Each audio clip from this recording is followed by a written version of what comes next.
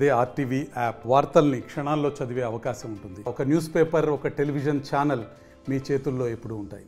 ఈరోజు ప్రచారంలో భాగంగా తెలుగుదేశం పార్టీ ప్రచారం రామాపురం మండలం కల్పనాయన చెరువులో వెళ్తుంటే వైసీపీ గుండాలు అంటే ఇక్కడ శ్రీకాంత్ రెడ్డి ఎవరైతే ఎమ్మెల్యే ఉన్నారో ఆయన అనుచరులు మా వాహనంపై దాడి చేయడం, మా డ్రైవర్ను చితకపాడడం, ఒళ్ళంతా గాయాలు చేయడం, రక్తం కారడం జరిగింది.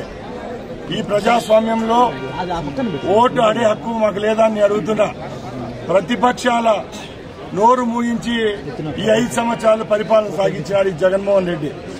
ఈరోజు ప్రజాస్వామ్యబద్ధంగా మేము గ్రామాలకు వెళ్లి ఓట్లను అభ్యర్థిస్తున్నాం. ఎక్కడికి వెళ్లినా ప్రజలు బ్రహ్మరథం పడుతున్నారు. ఈరోజు ఒకటే చెప్తున్నారు, ఈ సైకో పరిపాలన పోవాలి, రేపు తెలుగుదేశం పార్టీ అధికారంలోకి రావాలని ప్రతి ఒక్క నోటా వింటున్నాం మేము. దానిలో భాగంగా గత 40 రోజులుగా మేము రాయచోటి నియోజకవర్గంలో పర్యటిస్తున్నాం. ఎక్కడ చూసినా కవ్వింపు చర్యలు చేస్తున్నారు ఈ వైసీపీ గుండాలు.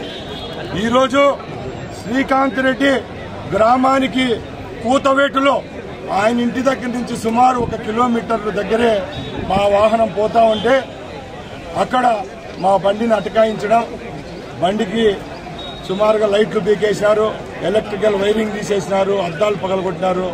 అలాగే మా డ్రైవర్ను చితకబాదినారు. ముక్కులో నుంచి రక్తం రావడం, ఒంటిపైన ముక్కుపైన గాయాలు రావడం, ఆయన ప్రాణాపాయంలో తప్పించుకొని పోవడం జరిగింది. నేను ఒకటే అడుగుతున్నా, ఈరోజు మాకు హక్కు లేదా అని అడుగుతున్నా.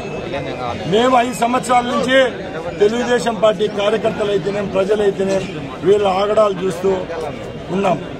ఇప్పుడు ఎలక్షన్లు వస్తే కూడా ప్రజాస్వామ్యబద్ధంగా గ్రామాల్లోకి పోయి ఓట్లు అడుకునే పనిలో ఉన్నాం. ఇలాంటి చర్యలు చేస్తా ఉంటే పోలీసు వారి దృష్టికి తీసుకొని పోతే వాళ్ళు ఏమి గలాటనే లేదంటున్నారు. ఇది ధర్మమా న్యాయమా అని అడుగుతున్నాం. మరిన్ని వీడియోస్ కోసం ఛానల్ ని సబ్స్క్రైబ్ చేయండి. లేటెస్ట్ అప్డేట్స్ కోసం వాట్సాప్ ఛానల్ ని ఫాలో చేయండి. అండ్ లింక్ డిస్క్రిప్షన్ లో ఉంది.